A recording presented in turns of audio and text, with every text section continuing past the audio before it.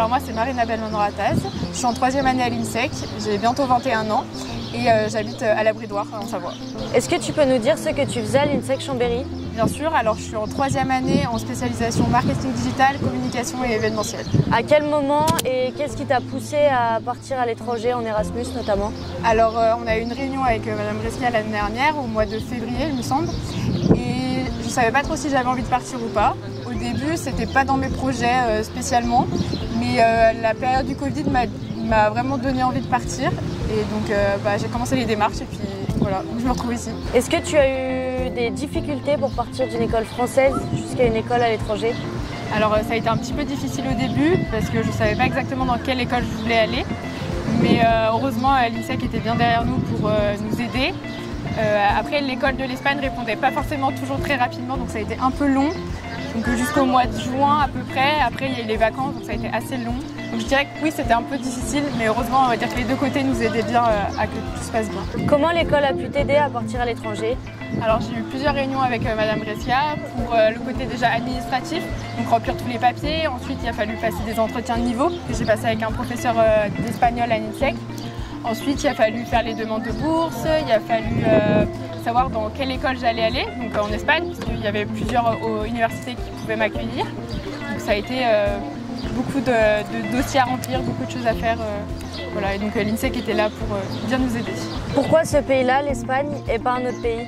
Alors j'ai toujours adoré la culture espagnole, c'est toujours un endroit où je me suis sentie bien, où je suis partie en vacances plusieurs fois avec mes parents, avec ma famille, avec mes amis, etc. J'ai fait un bac euro-espagnol, donc pareil, la culture espagnole, la langue espagnole, etc. À l'INSEC, j'ai continué en deuxième langue l'espagnol. Et donc pour moi, c'était obligé de partir dans un pays où on parle espagnol. Mais partir au Mexique ou en Amérique latine, ça me paraissait très loin pour un premier Erasmus, surtout pour 6 mois.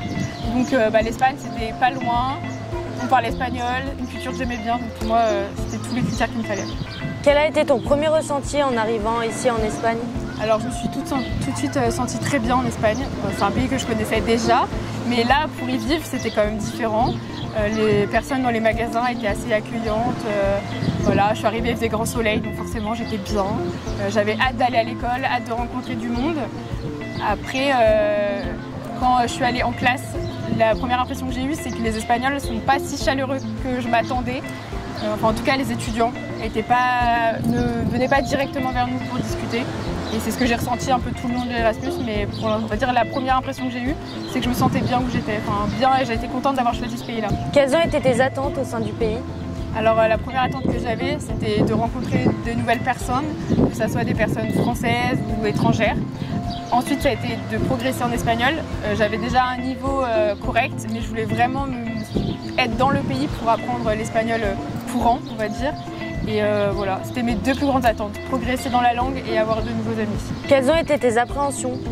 Alors j'ai eu très peur de venir, c'est pour ça que je pense que c'était pas la première chose que je voulais faire, partir en Erasmus. Je suis quelqu'un qui est assez stressé, timide, donc c'était un gros défi pour moi. Mais aussi justement c'était un défi, donc c'est pour ça que je suis venue. Mais donc j'appréhendais d'être toute seule, puisque en plus j'ai décidé de ne pas faire de colocation.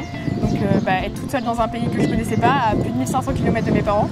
Ne pas avoir d'amis, de me retrouver toute seule, de ne pas comprendre la langue, d'être vraiment perdue dans les cours aussi, de ne pas réussir les examens, d'aller au rattrapage, tout ça, enfin, des questions un peu techniques. Voilà, c'était surtout niveau école et niveau vie sociale. Et aujourd'hui, qu'est-ce que tu penses des appréhensions que tu as pu avoir? Alors je pense que de me connaissant, en sachant que je suis une personne très stressée, je savais que j'allais avoir ces appréhensions. Mais je suis contente d'avoir fait l'expérience. Je pense que je me dirais à moi-même que j'ai pas besoin de stresser, que tout s'est très très bien passé, que les gens sont assez avenants, qu'en tout cas entre Erasmus on se fait très vite des amis, puisqu'on est tous dans le même bateau, on est tous là pour la même raison. Donc c'est assez facile, on va dire, de se faire de nouveaux amis. Et puis après pour la langue, ça vient, et puis si on se comprend pas, on recommence, c'est pas grave, on y arrive au bout d'un moment. Et puis pour vivre toute seule, ça vient aussi tout seul. On apprend, au début c'est dur, on se sent un peu seul, mais après, faut pas oublier qu'on a une vie en France, et on peut continuer, on a la chance d'avoir les réseaux sociaux, d'avoir tout ça, donc on peut continuer à discuter avec les gens qu'on a en France. Est-ce que tu as ressenti des difficultés pendant la période où la crise sanitaire était assez forte? Alors en Espagne, pas tant que ça. J'ai eu la chance d'avoir tous mes cours en présentiel. J'ai eu aucun cours en visio. Donc ça, c'était incroyable parce que j'ai pu rencontrer toutes les personnes de ma classe, les professeurs, tout ça. Donc c'est quand même plus facile pour faire des rencontres. Après, pour tout ce qui était la vie en Espagne, on avait les masques, comme en France. Il n'y avait rien de fermé, rien de tout ça. Donc non, j'ai pas trop ressenti le Covid, en tout cas ici. Aujourd'hui, est-ce que tu penses avoir des projets professionnels pour la suite de ton parcours? Oui, alors à partir de septembre 2022, je vais commencer un master en communication à l'INSEC de Chambéry, que je vais faire donc en 2 ans. Et je vais également faire une alternance. Donc au moment où je vous parle, je ne l'ai pas encore trouvé, mais c'est en bonne voie. Et donc je vais pouvoir commencer et continuer en tout cas dans la communication événementielle, que j'espère continuer encore après. On verra les opportunités que j'aurai. Est-ce que tu peux nous parler un petit peu plus de ce que tu fais ici en Espagne, dans les cours par exemple? Bien sûr. Alors à l'INSEC, on fait beaucoup de communication, de marketing, etc. Donc ici, j'ai fait la même chose. Je fais 2 licences en même temps. C'est une licence en tourisme et une licence plutôt business.